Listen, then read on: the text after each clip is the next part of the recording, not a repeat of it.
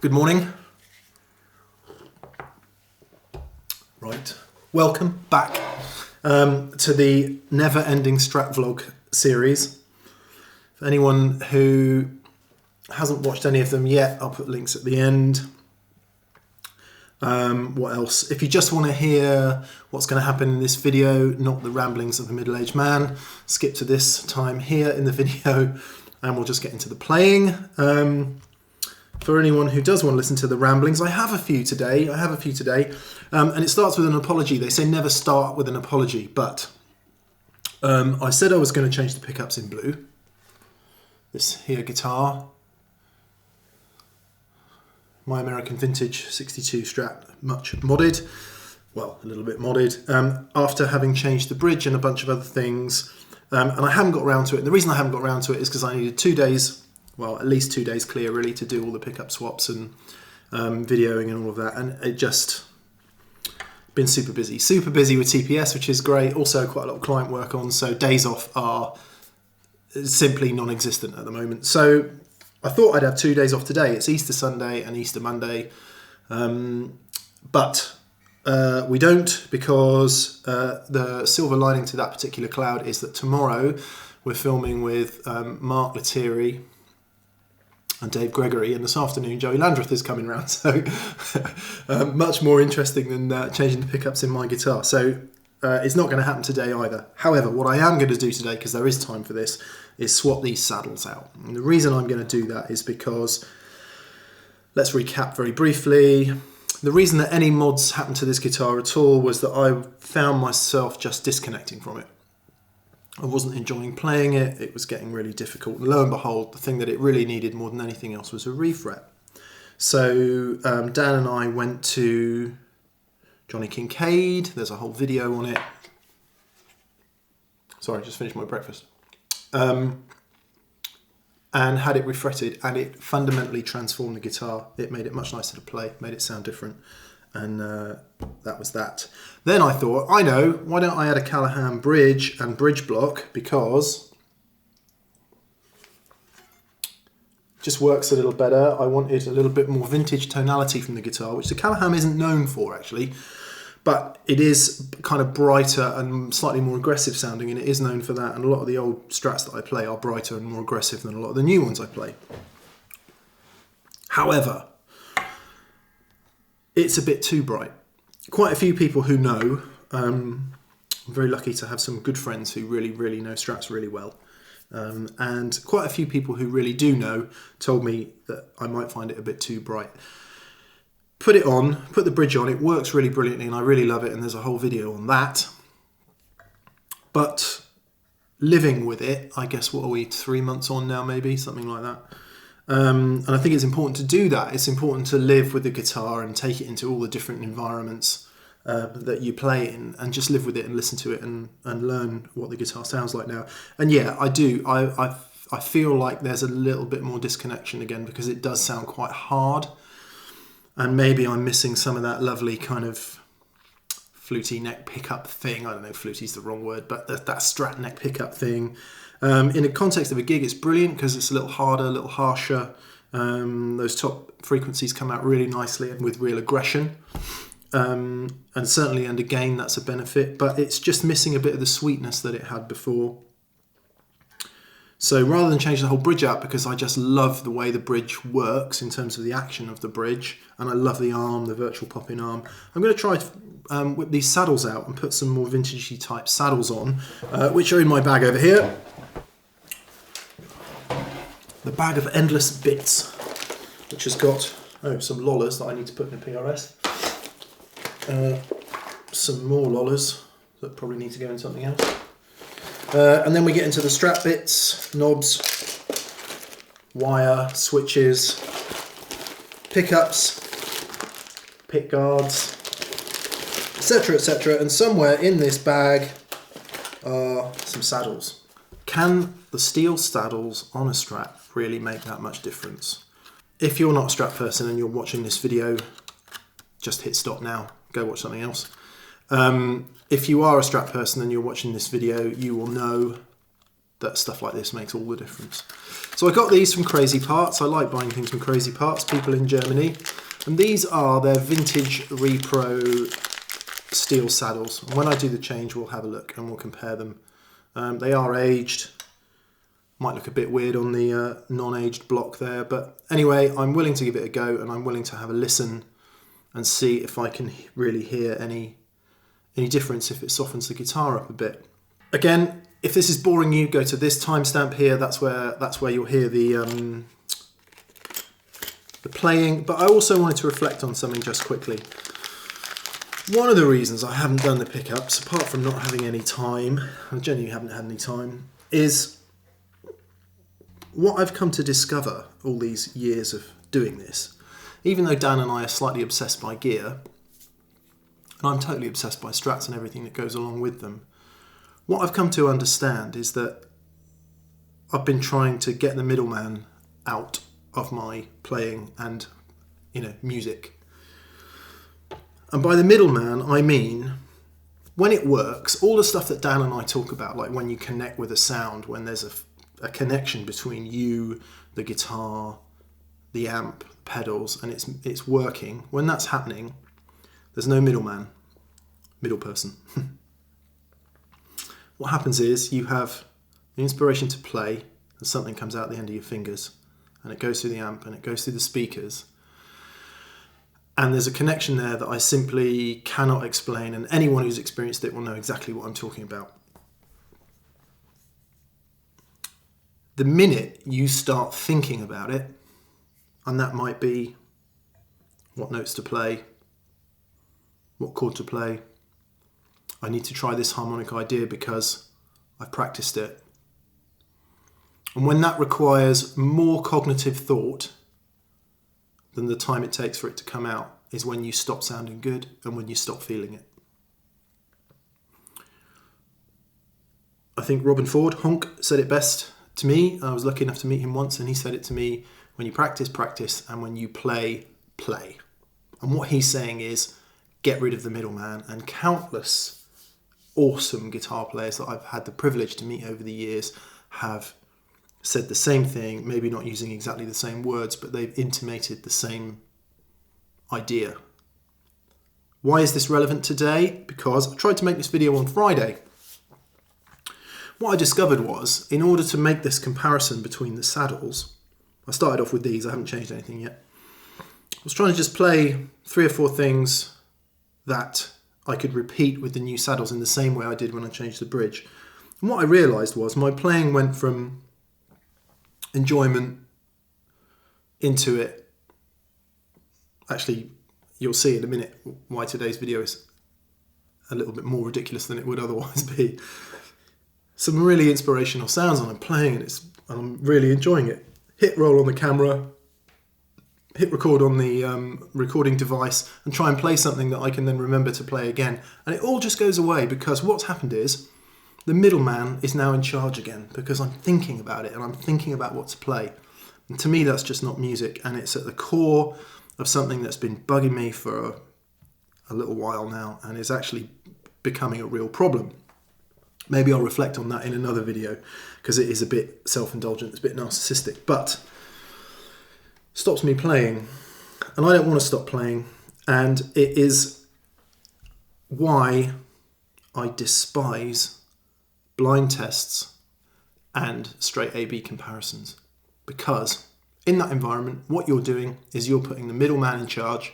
Again, you're removing the inspirational bit of your playing and you're removing the feedback loop, and you're saying the middleman's in charge now because this is about some kind of objectivity and some kind of science.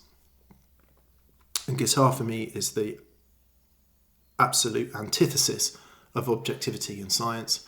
It is pure subjectivity and it is pure flow of emotion. I sound like a massive hippie, but the older I get and the more I listen to music, the more I realise that that's what's important to me. So, it's a bit much, isn't it, in the context of a vlog about saddles.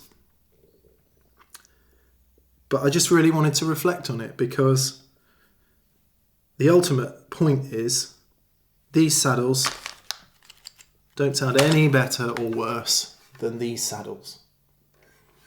And these pickups don't sound any better or worse than the ones I'm going to change for in a few days' time, maybe a couple of weeks' time, the way things are going. There is no objective comparison of these things. All there is what it gives you and whether it can help you eliminate that middleman. Now, if that all sounds totally ridiculous and you're of the opinion that this pedal sounds better than that pedal, these pickups sound better than those pickups, cool. That's cool. That's entirely your prerogative to be in that frame of mind. Let's do the saddles today. I've got a couple of really nice amps you can hear them through.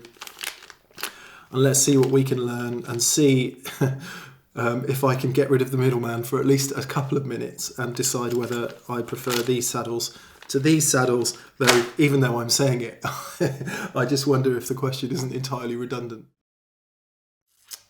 So yes, right, what's happened? These strings were put on Friday. They've had about 20 minutes playing on them.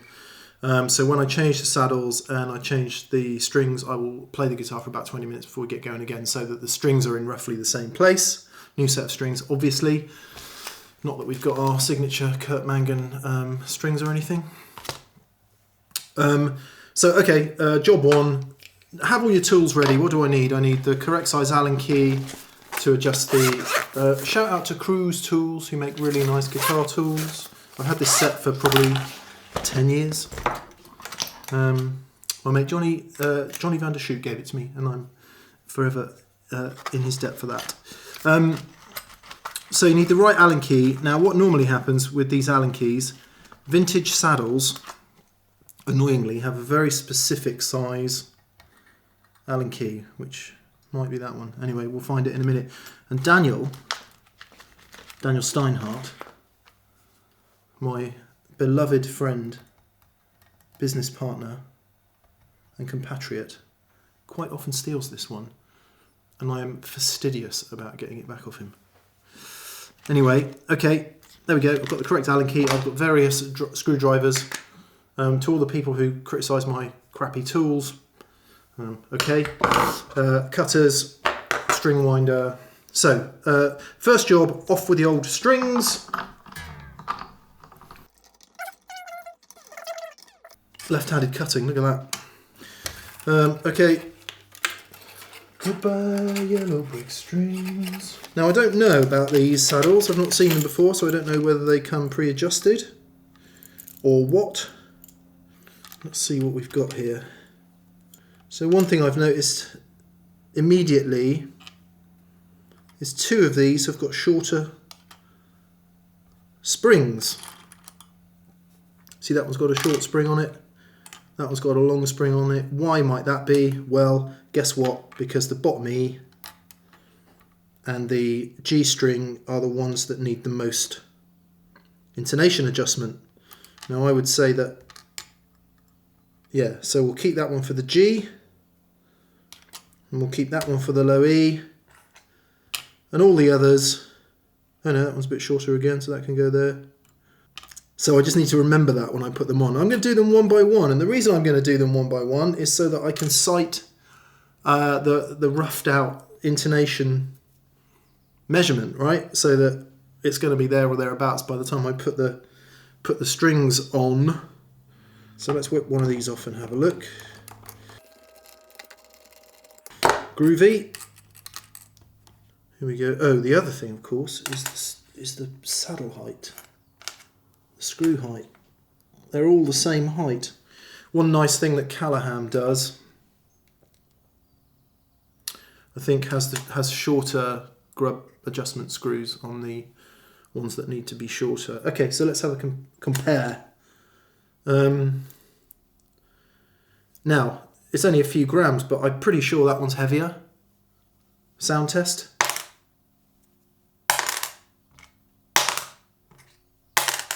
They sound very similar. These might be a 1/2 mil thinner, like across there. The other nice thing about the Callahams is they've got the longer slot, so that if the string comes out closer to the grub screws, on the Callahan one, let's see if you can see this on here. On the Callahan one, if it comes out further forward in this direction, it's less likely to catch on that side of the saddle as it comes up to go over the bent part, so that prevents against string breakage. Interesting. Bloomin' interesting, I tell you. Lots of people really moan about grub screws poking out of Strat and Telly saddles. I don't know. It's been 30 years. I'm kind of used to it. So my OCD is already sparking, and I way prefer the look of these ones. That's for sure. Yeah, you never know. I might chop that one off actually. I would have some music on, but what with YouTube getting all really scary copyright unfriendly, I'll better not. It's a bit odd having no music. I don't have Doyle Bramall or Joey Landreth or Sean Colvin or any of my favourite people to keep me happy. Crazy Parts is I don't know anything about them other than that they're Germans. And the only slight disappointment is they don't spell crazy with a K, because then they would really have been crazy. Anyway, they do lots of really nice repro Fender and Gibson replacement type parts. Whether they're officially licensed or not, I have no idea, which is a bit dodgy, but anyway. Which is not to cast any nasturtiums, to quote my dad.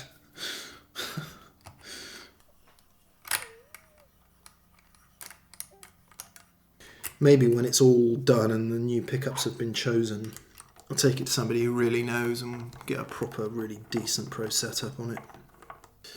Having never having my guitar set up by anybody who knows what they're doing, and maybe I should. Maybe now's the time to start. Now I'm going through my midlife musical crisis. It has been a bit of a crisis, actually. Seeing as most people will skip this part of the video, if you've got any sense, I'll reflect on that a little bit while I'm doing this last two saddles. When Ed O'Brien came in, Ed totally blew my mind in a really dangerous way that day, to the point where the next day I phoned Dan and I said, Dan, do you know what? I think I'm done. I think I'm done with guitar. And I was really serious about it. Because what hit me like a ton of bricks was that Ed is connecting with music and guitar in a way that I've always been too scared to. Because pastiche is so much easier than originality, right? And most of us as guitar players, you know, some people are lucky enough to wake up in one day and go, oh, I'm going to be a musician and I'm going to be original and that's what I'm going to do. But, you know, most of us guitar enthusiasts don't do that. We go, oh my God, look at Angus Young. He is amazing. I want to be Angus Young, or Stevie Ray Vaughan, Jimmy Page or Eric Clapton or whoever your hero might be. And then you spend the rest of your life trying to get there. Some of which is evidenced in this very video by my playing. And I was like, I don't see how I can come back from this. And it was a very scary moment. However, also possibly revealing a bit too much here for a saddles video, but I'll do it anyway, because I think it's important that we talk about it, especially as middle-aged men. Guess what? I realised I suffer from mild depression. A couple of years ago. Explains a tremendous amount of stuff that's happened in my life to date. And I finally kind of turned around and admitted it to myself. I turned around to Catherine and I said, you know what, I think I might be suffering with depression. And Catherine said, of course you are, you idiot. Why didn't you say something sooner? And I talked to Dan a lot about it as well. And so anyway, I don't want to dwell on that, and I certainly For everyone who feels compelled to send me a message going, "It's okay, Mick, you'll be fine," I really appreciate the sentiment, and I am absolutely appreciative of the thoughts, but how can I say this? I'm on it and I'm dealing with it. I say it, the reason I'm saying it is not for any sort of pity or self-obsession or narcissism, even though I think the two things are linked. I say it because loads of people go through it and they never say anything to anybody. So on behalf of everyone who feels down, I get it. Anyway, I think that played into the whole thing about really this massive crisis of what was going on with questioning everything with guitar, because some days you just get up and you just don't want to play, and you never want to play. So I'm putting those things back together, and I'm trying to be more truthful in music and in guitar and all the rest of it. Right, as I said, that is way too much for a Saddles video, but the good news is, excuse the indulgence. Okay, right. All that notwithstanding, I think we're sort of there or thereabouts. More or less ready for some strings. Thanks to everyone who's bought a set of strings. It's really crazy. And I know you've bought them because they're odd gauges. 10.5, 14, 17, 28 wound. I don't know why we put the wound on there. 40, 50. So a sort of semi-heavy top, semi-heavy bottom misses. Right, let's do that. Just have a quick look if it follows the camber of the fingerboard.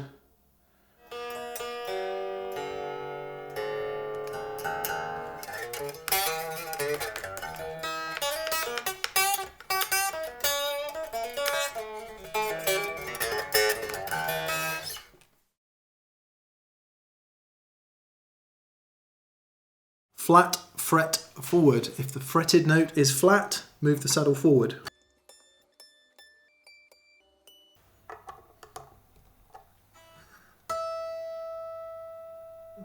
As happy as I'm going to be with that, I think, for the time being, without spending all day on it. So we should have a guitar now that plays reasonably well.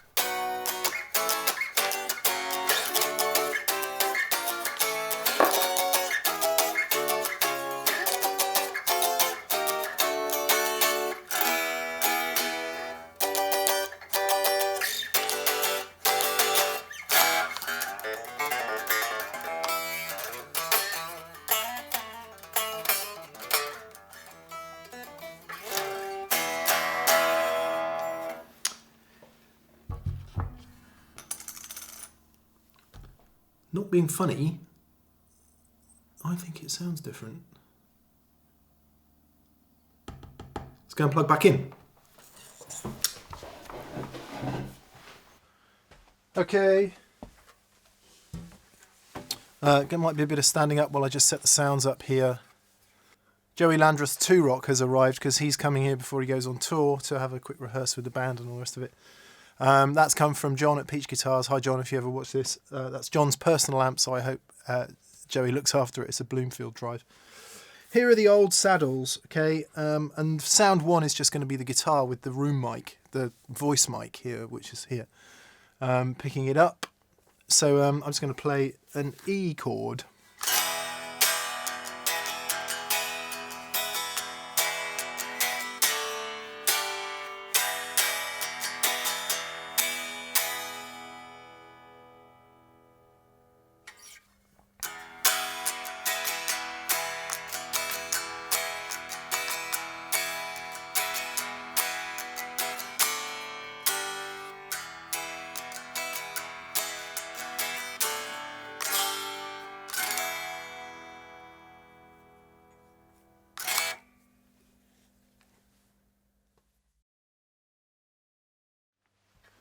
Okay, for sound 2, what I want is that really hollow Strat kind, not hollow, but you know, the clean Californian Fender blackface type sound. So what I'm going to do is, in the 2 Rocks, if anyone's familiar, they have like a mid lift switch which gives it real strength in the mid, so I'm going to take that out in both amps. This one, the Bloomfield drive, is currently on the overdrive channel, so I'm going to switch that out to the clean channel. Let's see what we've got.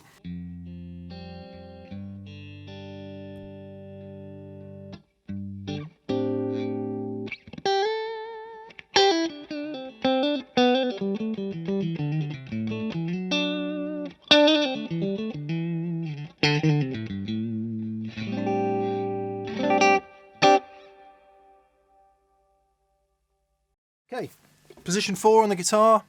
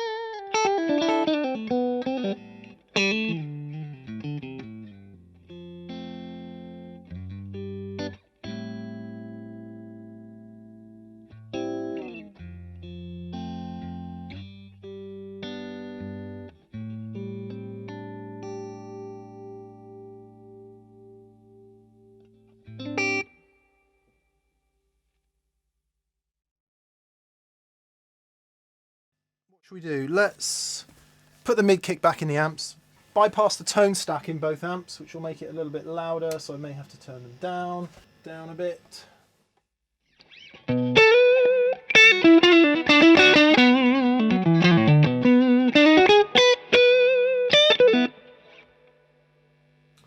So I'm finally there for sound 3. What have I done? I've bypassed the EQs in both amps. I've upped the front end gain.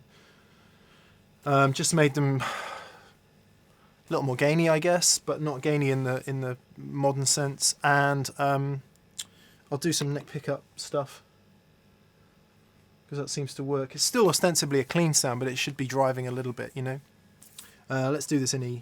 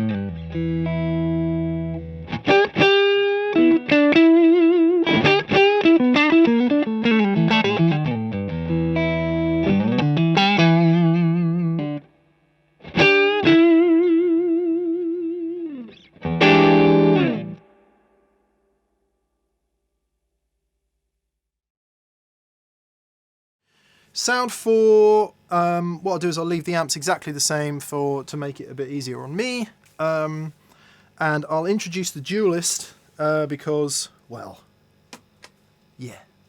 With the amps off, it sounds like this.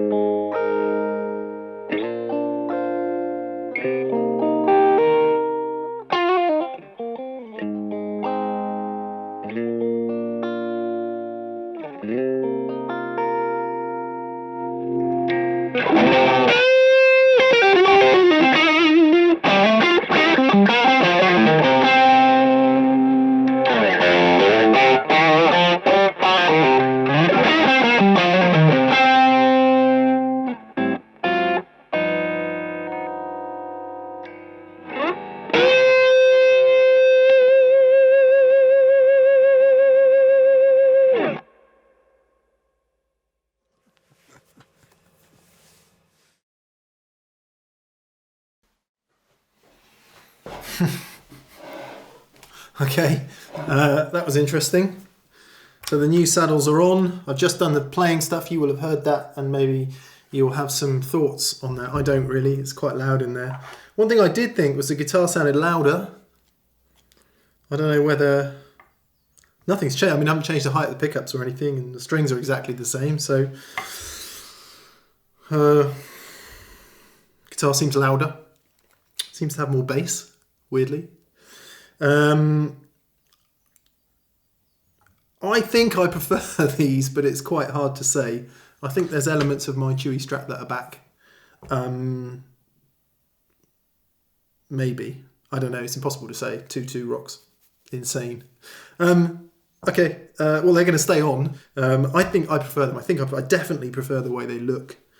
And I think I prefer the way they sound, but as was the case with the bridge, I had to leave it on there for, you know, weeks and do different things, do gigs, film a few shows and all the rest of it. But I think I prefer the new saddles. Don't know. So okay, next up, as soon as I can get some more days off, I will do the pickups, I promise, and I'll try and do that in as sensible a way as possible. I'm sorry I didn't play exactly the same thing in the two things. It's quite hard to remember exactly over, you know, a number of clips, and as I discussed right at the head of the video, if you watch that bit, you know, to try and keep some sort of creativity and freedom in the playing so that I'm actually connecting with the instrument rather than just chopping out some, you know, some things. Anyway, don't need to talk about that anymore. Okay, good. So they were the Crazy Part saddles that have now gone on blue. So I've replaced the bridge, I've replaced the saddles. It's had a refret. Next will be pickups, and I hope to get to that in well, maybe before the end of May. Let's set a target. Okay, thanks for watching. Go to the That Pedal Show store if you want to buy some stuff. Strings, although we're out of stock, I think. T-shirts, mugs, coasters, journals, all that sort of stuff. It's what helps keep the show going. And please subscribe if you like this stuff. I'm looking forward to reading your comments below. See you soon. Bye-bye.